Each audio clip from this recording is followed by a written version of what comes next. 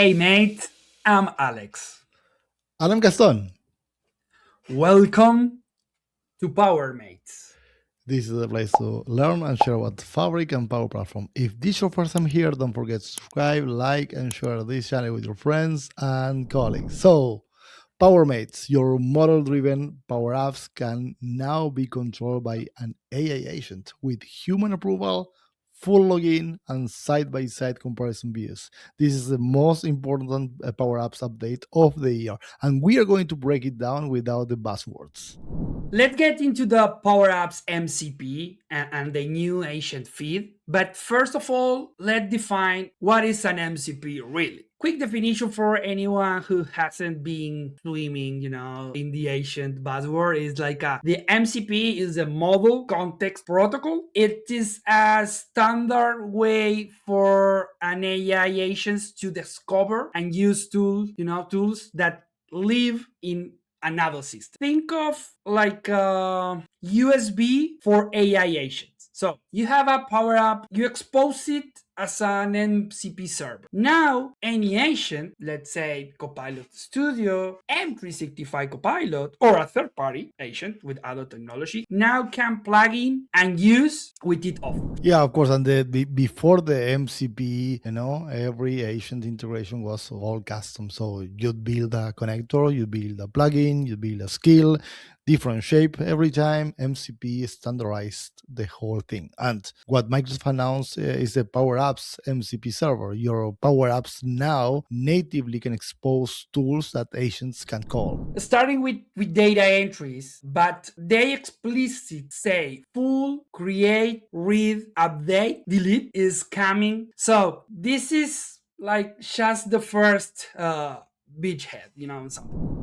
And a little bit of history here, the journey, because I think it actually matters. Last year, Microsoft shipped a feature called from Field Assistant. You paste unstructured text, an email, a paragraph from a vendor, and the AI fills your form fields. So big hit, adoption was high and people love it. But it was locked inside the app itself. You couldn't reuse it. You couldn't have an agent trigger it, couldn't chain it. So now the MCP server is that same engine on some point. So same form field tech, but exposed as a tool that any agent can call. So if you trust for a form field in your app, you can now trust an agent to do it at a scale from sources like a shared mailbox or a SharePoint folder.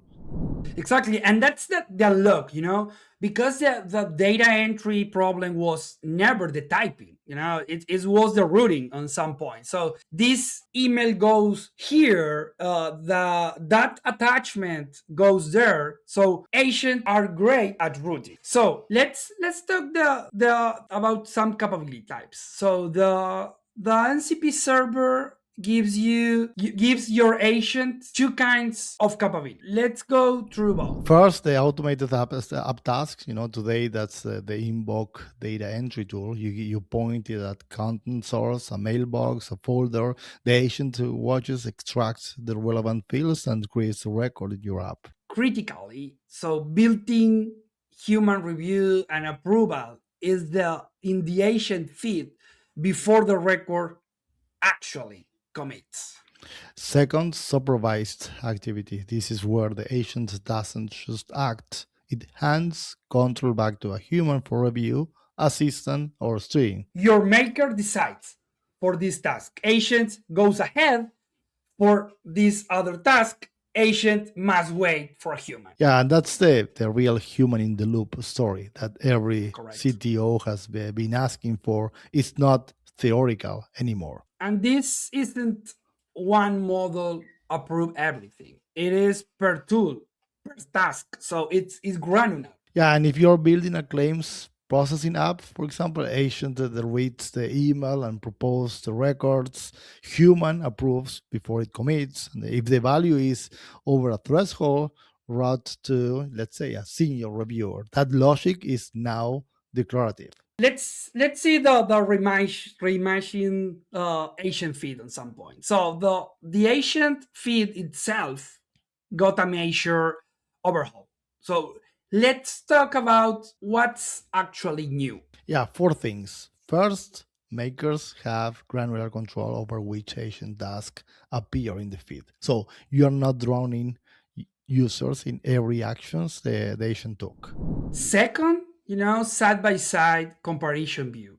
When the agent propose a record, you see the source on one side and the proposed record on the other. So fields highlighted so you can approve, edit, or reject. Yeah, third, the direct navigation. From the feed, you can jump straight to the record in your app for context.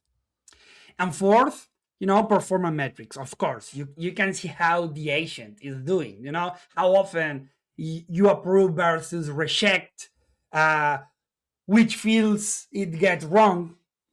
Yeah, and the last one is huge for tanning because right now, when an agent makes a mistake, the feedback loop is basically nothing. So the agent feed makes that loop right. I want to highlight one story from Microsoft that Microsoft highlighted on the last event. Is like State Farm as the launch to the customer history, and it's actually a great use case, for the Asian feed. Yeah, and claims processing, their teams getting dozens of estimates every day, different formats, different attachments, different fields fill out. And also on all workflows, human read each email. So extract the fields, type them into the system. That is slow, error prone, and expensive, of course. Yeah, and a new workflow, agent watch the mailbox, extract the fields, propose a record, surfaces missing fields for human review. So human approves and the record commits. And the point here is that time per claim drops dramatically. So error drops and the human focus, shift from typing to chatting on some point, which is the higher value work anyway. Yeah, and the State Farm session last Ignite conference is in the show notes. So if you want the full architecture walkthrough. How to get started with this? The practical part is if you want to try this, what do you do? Yeah, three steps. One, check if you're an early release cycle environment. That's first. The MCP server is rolling out US first, so then globally. So if you're not in early release, you might have to wait a few weeks. And the second, this is like a best practice, pick a low risk app, something form heavy where the cost of an error is low. So internal expense report, for example, vendor onboarding, don't start with anything customer facing. Yeah, that's right. And third, add the MCP tool to an agent in Copilot Studio, configure the invoke data entry tool, point it at the shared mailbox, and as we mentioned a couple of times, test, and then test. And turn on the agent feed, of course, so for your makers and your end users, so you can see what happening in real time. Read also the Microsoft Learn documentation. They are surprisingly really good. And join the Power Apps community forum if you get stuck. The link is in the description of the following video.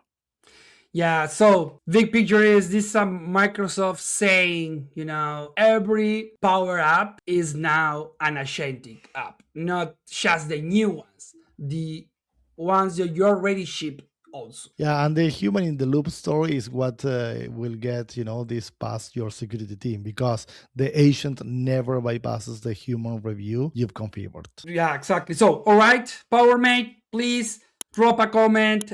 We read everyone.